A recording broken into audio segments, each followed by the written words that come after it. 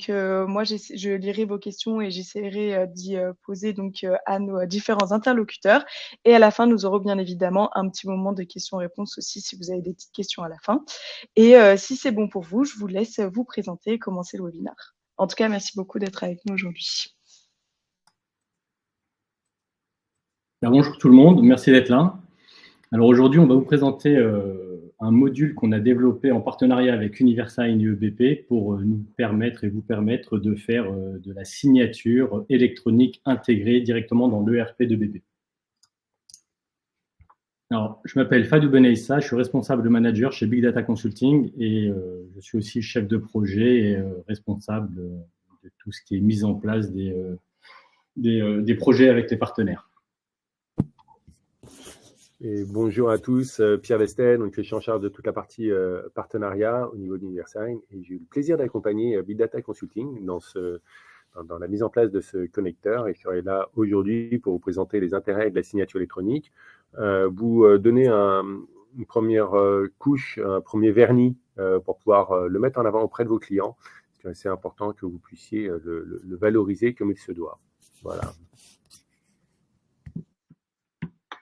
Alors, les différents points de cette présentation, on va présenter un peu nos sociétés, le connecteur, on va vous expliquer un petit peu Universign, comment la société, comment ça fonctionne, le cadre et la réglementation sur la signature électronique et le partenariat qui nous a mené à développer un module et on va vous faire une petite démonstration du module avec toutes ses implications et ses réglementations. Allons-y. Alors, Big Data Consulting est un prestataire EDI. On est prestataire depuis plus de 15 ans, plus de 20 ans presque. On est intégrateur solution EBP, ça fait aussi plus de 15 ans. On est partenaire certifié chaque année. On est éditeur de logiciels. On a notre propre solution EDI qui permet de faire tout ce qui est échange de données au format EDI normalisé, tout ce qui est import, export de documents et on importe toutes les informations EDI dans différents ERP et principalement EBP. On existe depuis 2005, on a des clients dans environ 10 pays, on est plus d'une dizaine de salariés. On est vraiment axé développement et service. Tout ce que l'on développe, c'est vraiment du sur-mesure. On a pas mal de modules qui permettent tout ce qui est synchronisation EDI, mais on fait beaucoup de sur-mesure pour coller vraiment aux besoins du client. On est depuis 2 ans, on est vraiment dans la culture du partenariat. On essaye vraiment d'avoir des partenaires fiables et solides sur lesquels on peut s'appuyer pour pouvoir développer des solutions et faire de la synchronisation. Et avec EBP et avec Universign, on est vraiment sur les mêmes credos, on va dire. Les clients avec lesquels on travaille aussi bien avec des petits fournisseurs que des grands groupes comme Coca, Safran, Leroy Merlin. On a des petites sociétés, des TPE, on travaille avec des petits fournisseurs et on essaye d'amener un service vraiment de qualité et une prestation modulaire et modulable. Alors, ce qui nous réunit aujourd'hui, c'est le connecteur, un connecteur qu'on a développé avec EBP. Et ce connecteur permet en fait il y a différentes applications, c'est tout ce qui est import et export de documents. Alors, on importe, on exporte aussi bien des documents de vente et d'achat, de logistique, tout ce qui est devis, facturation, on synchronise, on intègre, on met différentes plateformes en communication par le biais de ce connecteur. Par exemple, tout ce qui est site e-commerce pour la synchronisation des stocks, l'import des commandes, la synchronisation des articles. Chose qui est importante, c'est que maintenant, tout va très vite et on a besoin d'avoir l'information et de ne pas avoir à la ressaisir. Notre connecteur est plug and play, il suffit juste de l'installer sur le serveur et après on peut y ajouter différentes briques et différents modules. Toutes nos données sont sécurisées, quand elles sont transportées d'une plateforme à l'autre, ça passe par des certificats, ça passe par des connexions sécurisées et notre connecteur est compatible sur toutes les versions de BP. Donc on travaille aussi bien sur de la gestion code, de la compta, de la méca. On travaille aussi sur du serveur, du SaaS, et tout ça pour avoir un module qui est vraiment multiplateforme et qui synchronise toutes les informations. On n'est même plus à 360, on est à 720 degrés. Alors, les avantages, c'est vraiment que le connecteur, il y a une simplicité d'utilisation.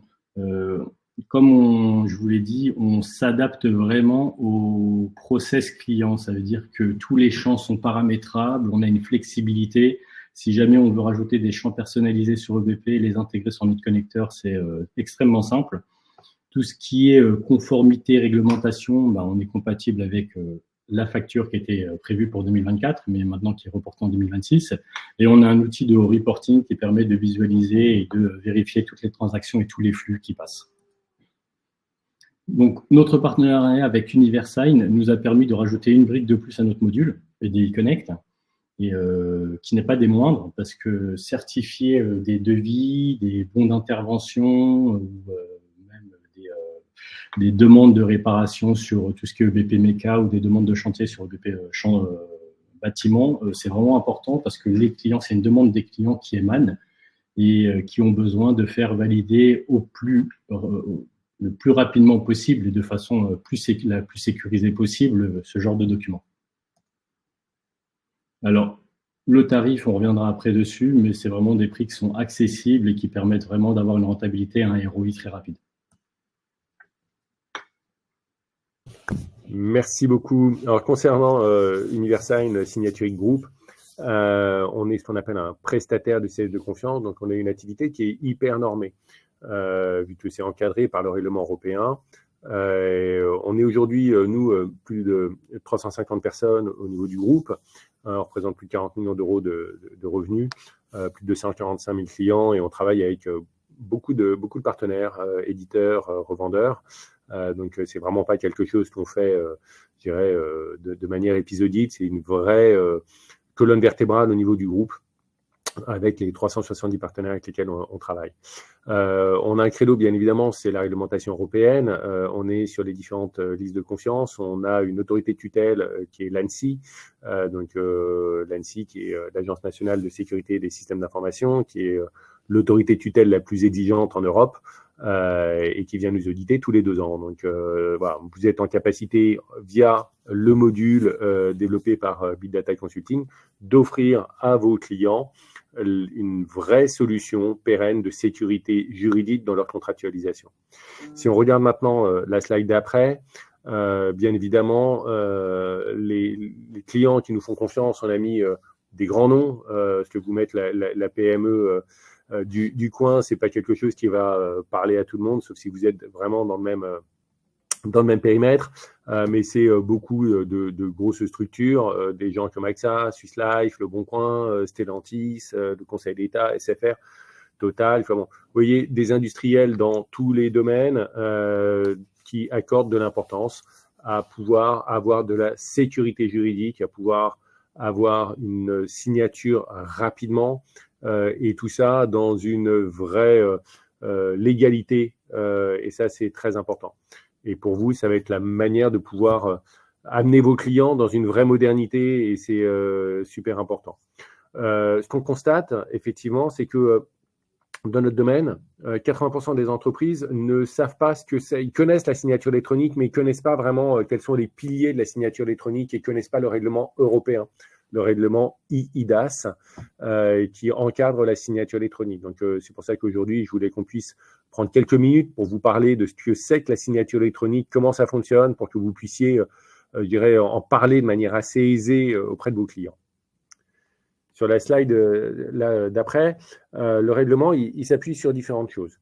C'est un règlement qui a été voté en 2014, qui a été applicable depuis 2016, donc ce n'est pas tout nouveau, mais pour autant, il n'est pas encore hyper connu.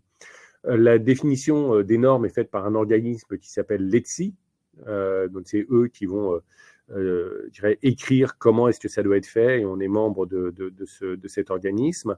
Et après, chaque pays va pouvoir rajouter des petites contraintes locales. Et ce que je disais tout à l'heure, c'est que nous, en France, c'est l'ANSSI qui va avoir ce rôle de régulateur. Et l'ANSSI donc, est vraiment l'autorité de tutelle la plus exigeante. Et une fois qu'on a satisfait à cela, on peut être présent sur la liste européenne de la Commission. Et ce qui fait que si vous allez sur le site de la Commission européenne, que vous cherchez les Trust Service Providers, c'est le terme anglais, désolé, les TSP, vous allez trouver Universign qui sera présent dans la liste pour garantir qu'effectivement nos signatures sont bien valables. Et on verra tout à l'heure que pour le commun des mortels, aller sur le site de la Commission européenne, c'est pas forcément ce qu'il va faire. Il aura une méthode beaucoup plus simple et qui sera beaucoup plus rassurante en ouvrant le document dans son lecteur. La signature électronique, de manière simple et rapide, c'est quoi? Elle va garantir 2 éléments. Le premier pilier, ça va être l'intégrité du document. Donc, on va en fait appliquer un neurodatage qualifié sur le document, ce qui va nous permettre de dire, voilà, ce document, il était dans cette forme, tel jour, telle heure, et il n'a pas été modifié depuis sa signature. Ça, c'est super important. C'est-à-dire qu'il n'y aura pas de débat de dire, oui, mais moi, j'ai signé, et puis en fait, ils ont ajouté quelque chose après, ils ont modifié les prix ou autre. Non. Une fois que c'est signé électroniquement, c'est scellé et ça ne peut plus être modifié. Et on va en garder, on va en assurer la conservation à valeur probante, ce qui fait que si jamais le contrat fait effet pendant plusieurs années, on pourra garantir que le document n'a pas été modifié pendant 5, 10, 15, 20, 30 ans, 40 ans, 50 ans. Ce n'est pas un problème. C'est nos serveurs qui vont prendre en charge la prolongation de la durée de validité du document. Le deuxième élément, c'est l'identité du signataire. Comment je m'assure que la personne qui signe est la bonne personne. Et là, on va avoir un élément qui va être très important, très différenciant, et quand vous allez être en clientèle, les clients vont avoir en tête, quand ils signent et qu'ils reçoivent un colis Amazon ou autre chez eux, où ils vont faire un petit gris-gris sur un terminal, ils auront l'impression de signer. Cette signature-là, ce type de signature-là n'a aucune valeur légale, parce qu'en fait, rien ne permet d'identifier mon gris-gris versus une croix qui a été faite par mon concierge ou par mon voisin. La signature électronique, véritablement encadrée par le règlement européen, donne l'obligation d'avoir un lien qui permet de rapprocher le signataire de son identité. Et pour ce faire, nous, on va faire automatiquement un lien en ayant l'adresse mail de la personne plus un code SMS qu'il va recevoir sur son numéro de portable.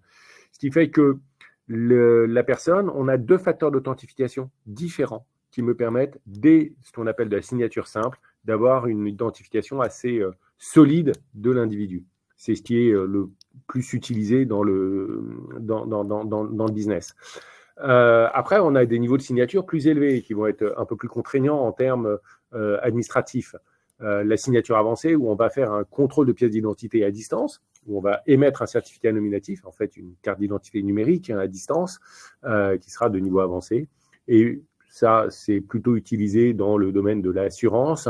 Et puis après, on a la signature avancée certificat qualifié, qui est, elle, utilisée principalement dans tout ce qui va être contrat type assurance vie ou autre, où on a besoin d'avoir une certitude de la personne qui signe.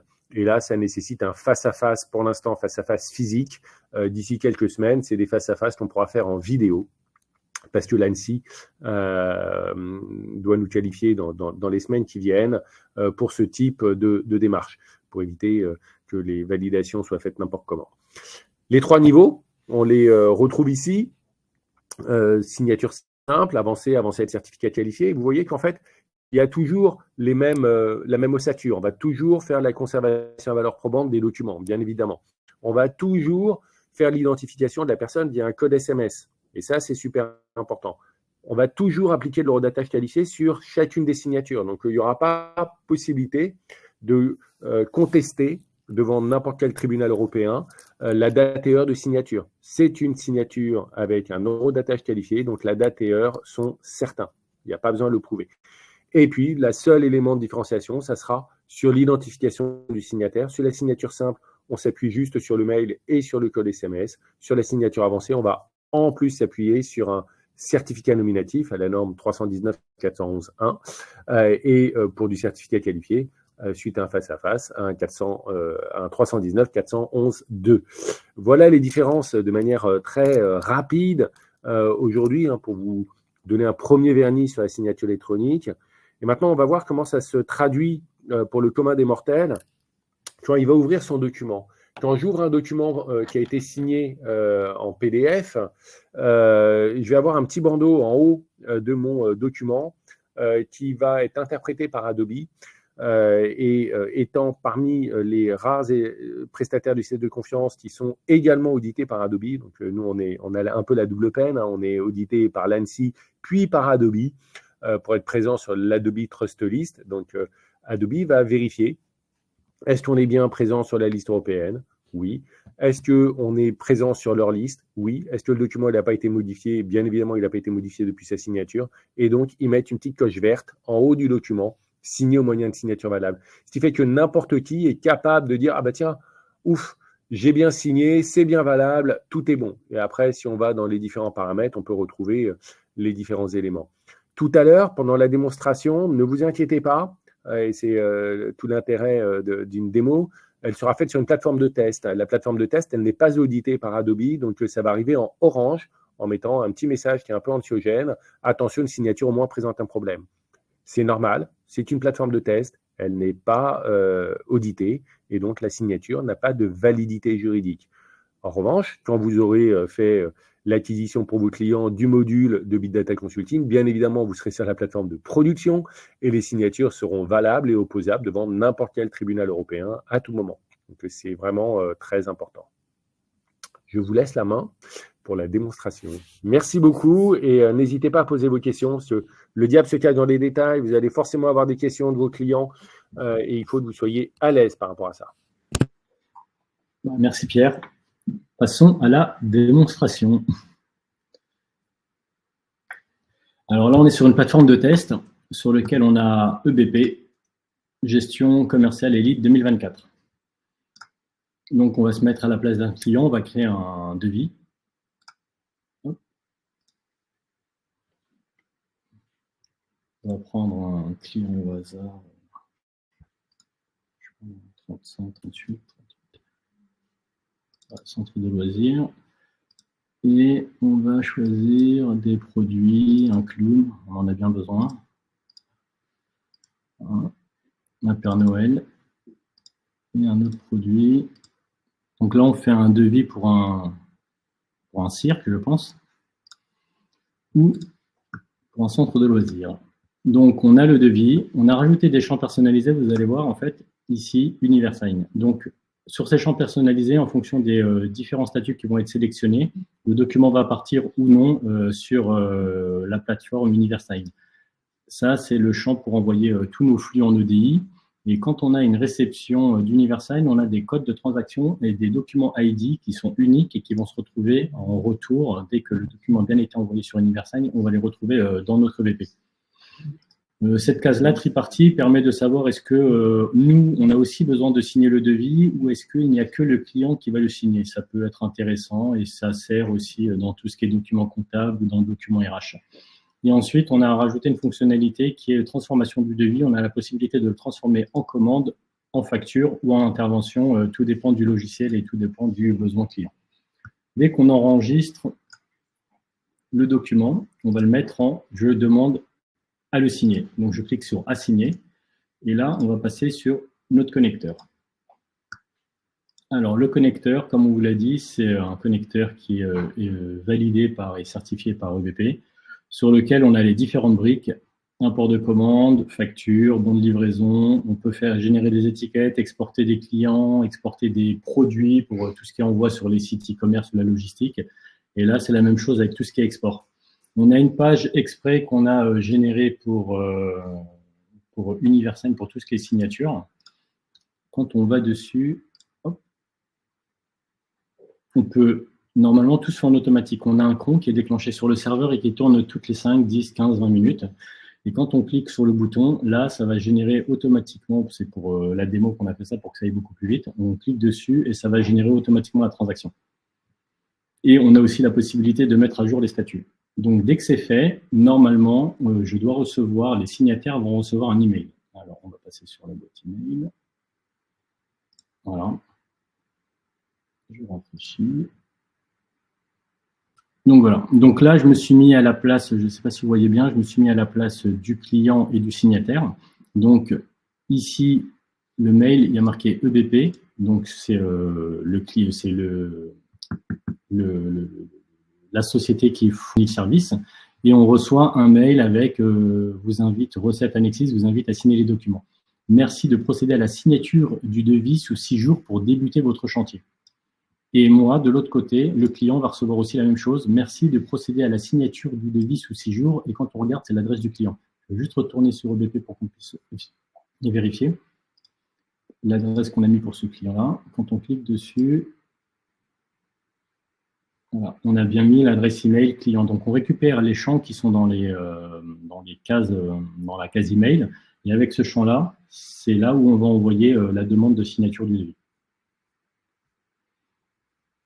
Donc, on procède à la consultation du document et ensuite à sa signature. Donc, je tombe sur une page Universagne qui est assez claire et simple. Donc, on a le numéro du devis, on a les informations. Là, on a mis un délai de 6 jours. Ça permet de mettre, un délai pour que le client puisse signer le plus rapidement possible, ce qui permet aussi de mettre, entre parenthèses, un petit peu de pression au client pour qu'il ne tarde pas et qu'on ait un retour rapide. Donc, on a bien les informations du devis, avec le clown, le Père Noël. On a les tarifs, 821 € net à payer. Alors, on va vérifier. Est-ce que c'était bien ça? Là, on est sur le client.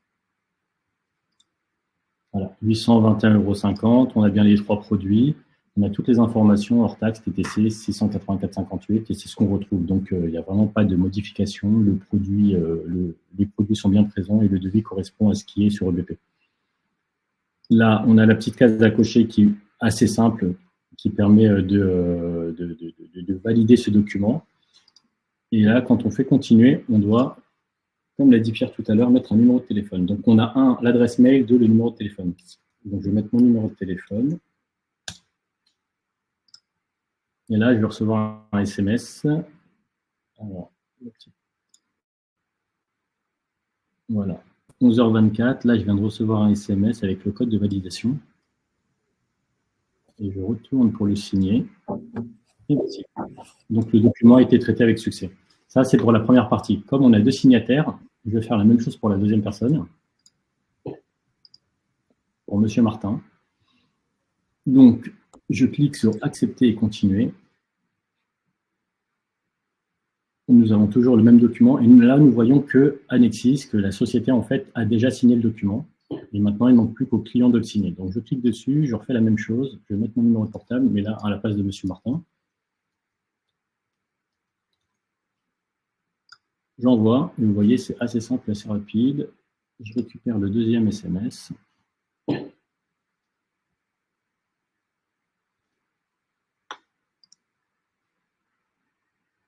Et voici. Alors maintenant, quand je vais retourner sur ma boîte mail, je vais vérifier et on va voir que on va recevoir un mail d'alerte pour nous dire que les documents ont bien été signés.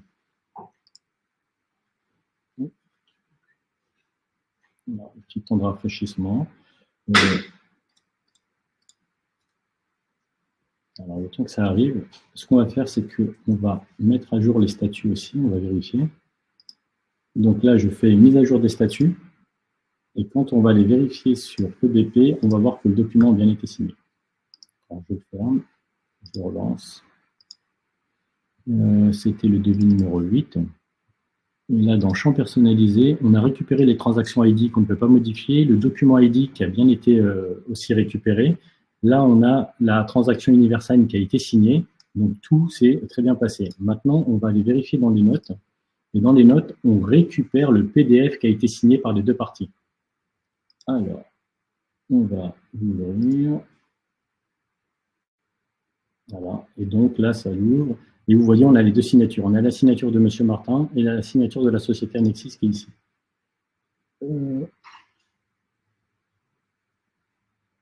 Et Pierre, on a un petit problème. Une signature au moins présente un problème. Alors, c'est effectivement ce qu'on disait tout à l'heure. C'est que là, la signature a été opérée via la plateforme de test. La plateforme de test n'est pas une plateforme qui est auditée ni par l'ANSSI, ni par Adobe. Et donc, effectivement, Adobe dit il y a un problème. Quand vous aurez vendu le connecteur BLG à vos clients et que vos clients utiliseront la solution, bien évidemment, ça sera sur la plateforme de production. Et donc, on sera bien avec une petite coche verte en haut qui sera rassurante pour l'ensemble des signataires. Donc, vous voyez, on est vraiment dans un outil qui est très simple en termes d'utilisation, parce que le signataire, lui, va pouvoir consulter. On va garantir qu'il a bien consulté l'ensemble du document, qu'il a bien donné son acceptation sur le document, et tout ça de manière rapide, quelle que soit sa localisation géographique, quel que soit l'outil qu'il va utiliser pour signer, ce qu'il peut signer depuis son téléphone, depuis son ordinateur, depuis n'importe quel type de device. Et ça, c'est super important, parce qu'aujourd'hui, quasi 50% des personnes signent en mobilité, sans être forcément à leur bureau, sans avoir besoin d'imprimer un document. Ce qu'il faut avoir en tête, c'est qu'un document imprimé sur lequel on va apposer une signature manuscrite, si on ne le renvoie pas de manière originale, mais qu'on le scanne n'a absolument pas de valeur légale. C'est juste un élément de preuve, mais ce n'est absolument pas un document qui permet d'apporter une preuve formelle d'une signature. Donc là, ça vous permet véritablement d'amener vos clients dans une nouvelle dimension de sécurité juridique et d'efficacité, et puis aussi de modernité. Merci Pierre. Donc, nous n'avons pas de problème, tout a été bien expliqué. Et là, nous voyons bien qu'il y a marqué le document n'a pas été modifié depuis la position de la signature. Donc, c'est vraiment, tout est indiqué, tout est très clair sur Acrobat. Le délai, en fait, de 6 jours a été mis volontairement, mais après, on peut customiser et rajouter une personnalisation dans tout ce qui est champ personnalisé. On peut modifier le texte, par exemple, en rajoutant dans les notes le texte qui doit apparaître sur l'objet du mail ou sur le texte du mail. On peut rajouter aussi le nombre de jours que l'on décide de mettre sur le délai de signature. Tout cela, comme on vous l'a dit au début, tout est personnalisable et modifiable. D'ailleurs, excuse-moi Fad, on a 2 questions à propos de ça. On en a une première de Hervé qui nous demande « Que se passe-t-il si le délai de signature est dépassé ?» Ça, je pense que c'est Pierre qui peut y répondre. Oui, alors si le délai est dépassé, la personne ne pourra pas signer, ce qui est sécurisant pour vos clients, parce qu'en fait, moi, il m'arrive d'envoyer des bons de commande et j'ai une date de fin de promotion. Mon contrat, il est valable jusqu'à une certaine date, donc il est hors de question que le client puisse le signer postérieurement à une augmentation de ceci ou de cela. Et donc, ça permet de garantir le fait que le client ne pourra pas signer après une certaine date. Donc ça, c'est un premier point. Il y a une deuxième question, un peu dans la même optique, qui est est-ce que le client peut modifier les quantités, supprimer des lignes? Non, le client, on lui présente un document définitif. On n'est pas dans une logique de tiens, tu vas pouvoir changer telle et telle information sur un devis. Parce que si le client signe et que moi, je ne suis pas d'accord avec les mentions qu'il a ajoutées sur le document, ça m'est tout à fait opposable. Donc, on est vraiment dans une logique de mon document et le document définitif. Je veux qu'il soit signé avant telle date et la plateforme derrière va prendre en charge l'ensemble de ces logiques. Je peux, on l'a vu assez rapidement, personnaliser l'environnement du client parce que chacun de vos clients va vouloir mettre en avant son propre logo, sa propre marque et c'est bien légitime. Et donc, l'email d'invitation à signer permettra d'avoir son logo pour l'identifier clairement auprès de ses propres clients à lui. Donc, oui, on est vraiment dans quelque chose qui va être une extension du client, qui va lui permettre de signer beaucoup plus rapidement et de manière très sécurisée. Et dans la même veine, on avait une autre question de Karine qui nous demandait « Est-ce que le nombre de jours est une info obligatoire ou plutôt ne rien mettre ?» Alors, il y a nécessairement un délai de signature qui peut aller jusqu'à 14 jours. Après, il est possible de relancer un document en signature. Il est possible de dire, tiens, je relance pour un cycle de 14 jours. Donc, ça, c'est du pareil. Et d'ailleurs, on a une autre question de Fanny qui nous demande est-ce que le client reçoit-il des alertes tant qu'il n'a pas signé? Alors, pareil, c'est des choses qui sont paramétrables. On a la possibilité, et ça fera partie de la customisation qu'il faudra avoir avec BLG au moment de l'implémentation. Il est possible de dire, tiens, le client, je veux lui envoyer un rappel tous les 2 jours. Voilà, c'est des choses qui sont tout à fait paramétrables. Alors là, je me suis reconnecté sur ma boîte mail et on voit bien que le document signé arrive et là, je peux récupérer les documents. Donc, quand je vais cliquer dessus, ça va me proposer de le télécharger. Donc, il est aussi disponible sur EBP, mais il est aussi bien disponible sur la plateforme UniverSign ou dans sa boîte mail.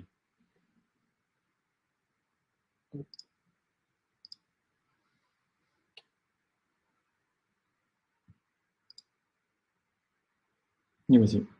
Donc, nous avons les deux signatures, on a le devis avec les montants et il n'y a rien qui a été modifié dessus. Après, pour revenir sur ce que tu as dit, Pierre, tout à l'heure, c'est que si jamais on ne peut pas modifier le devis, on peut en refaire un nouveau. Ça veut dire que si jamais le client final veut modifier quelque chose avant de signer, on peut réémettre un nouveau devis en signature, ce qui permettra de corriger les quantités et d'avoir une réponse instantanée.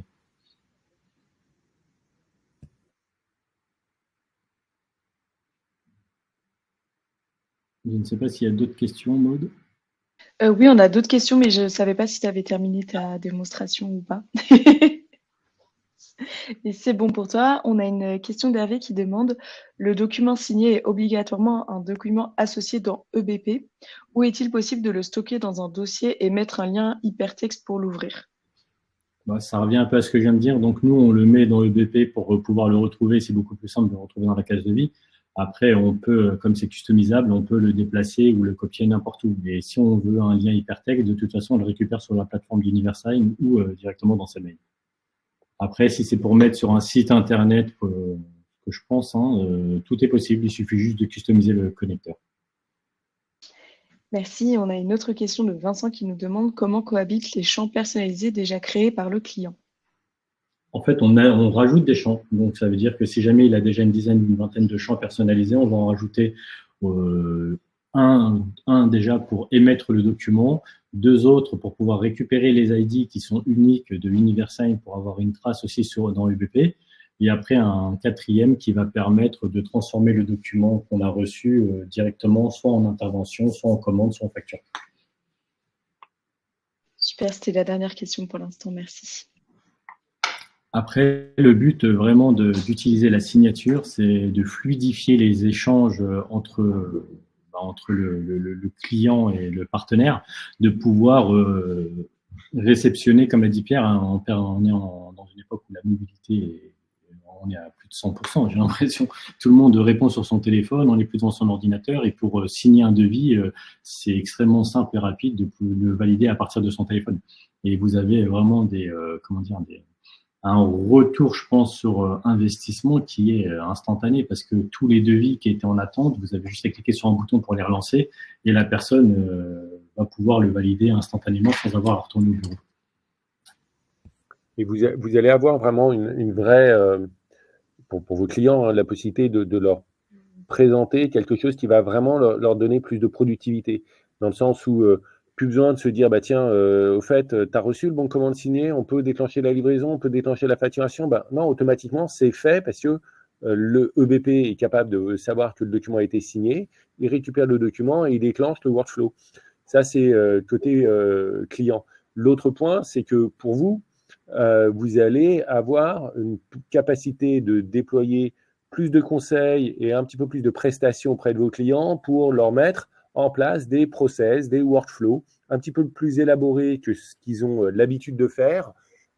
Et ça va vous permettre aussi de sécuriser vos clients. Parce que les clients, maintenant, attendent ce type de service. Et plutôt que de challenger la solution en disant, bah, tiens, oui, mais là, la solution, elle s'arrête un peu tôt et j'aimerais plutôt avoir un truc plus intégré. Bah, vous dites, bah, moi, je suis capable de te proposer quelque chose qui est beaucoup plus évolué d'ores et déjà, et donc tu n'as pas besoin de remettre en question ton équipement de solution de gestion. Donc, ça va vous permettre de sécuriser vos clients et de déployer plus de prestations sur vos clients. Après, je pense que même sans aller voir les clients, déjà en tant que revendeur, vous avez, je pense, pas mal de devis qui sont toujours pas signés, qui sont en attente. Et en tant que revendeur, vous pouvez déjà utiliser la solution pour vous-même, comme vous avez déjà EBP, pour aller, pas forcer, mais essayer de pousser un petit peu certains devis qui sont en attente. Car recevoir un mail avec vous avez 6 jours pour signer le devis, ça permet de mettre un peu l'accent sur le début du chantier, sur la commande du matériel. Et en tant que revendeur, vous pouvez être amené à être utilisateur de cette solution.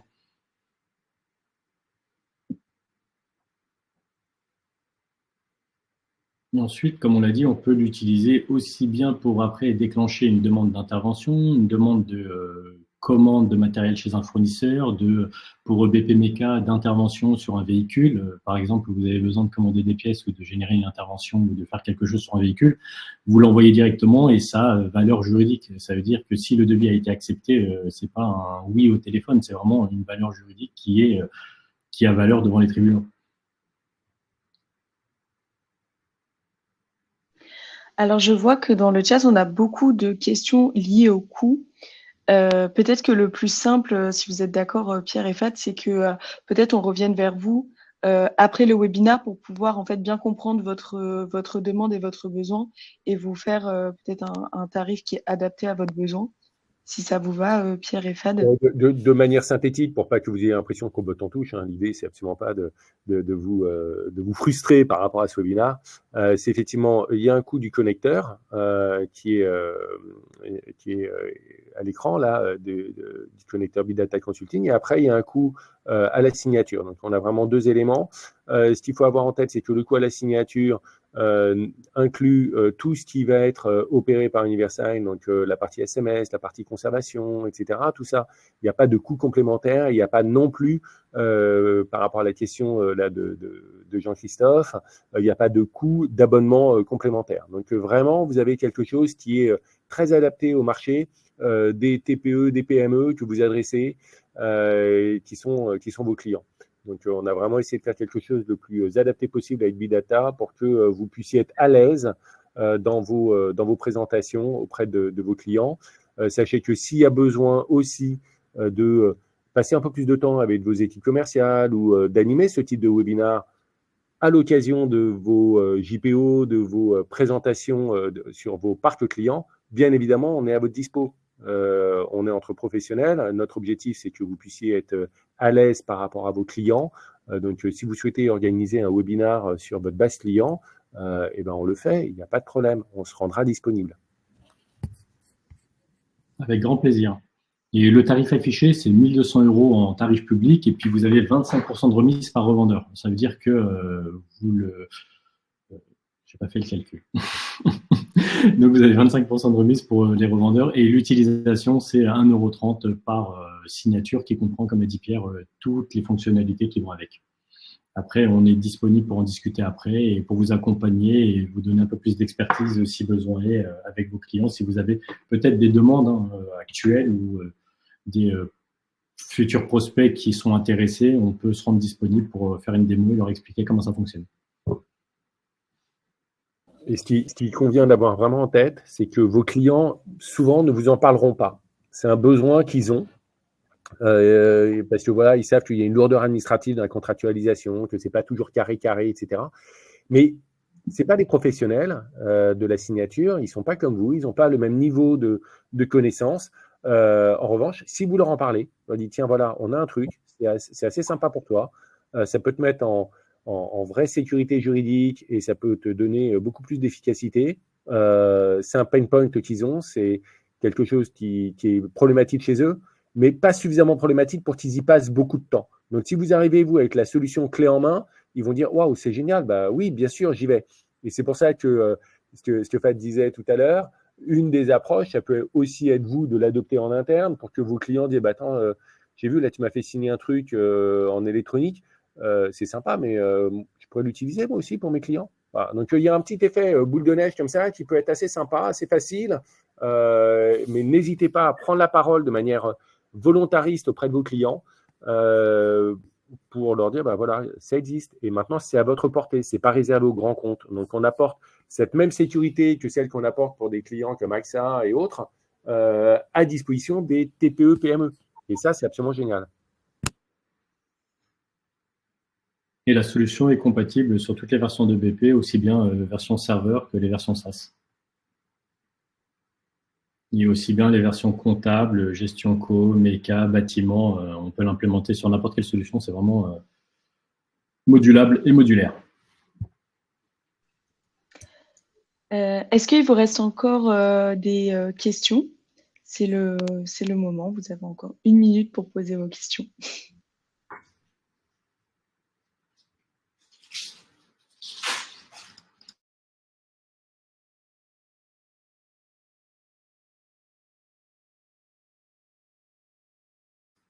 Alors, on a Karine qui nous demande, est-ce que la gamme Pro et Elite sont en EBP?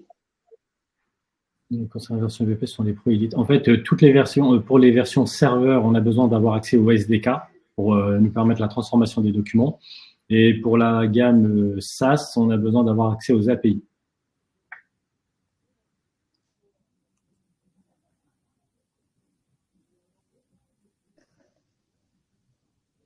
Et Karine demande, est-ce que c'est uniquement en Elite?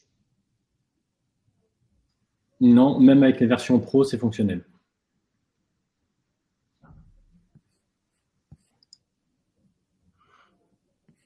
Eh bien, écoutez, je crois que c'était la dernière question de ce webinaire. Merci beaucoup d'avoir passé ce petit bout de matinée avec vous. J'espère qu'il vous aura bien servi. Si vous avez d'autres questions, n'hésitez pas à me les envoyer. Normalement, vous avez mon email avec le lien d'inscription. Donc, je n'hésiterai pas à les transférer à qui de droit pour que vous ayez des réponses le plus rapidement possible. Et merci encore Pierre et Fad pour avoir animé ce webinaire. Merci à tous. Grand plaisir. Merci à Oui, effectivement, en fait, vous allez recevoir le replay automatiquement à la fin de quand j'aurai terminé le webinaire.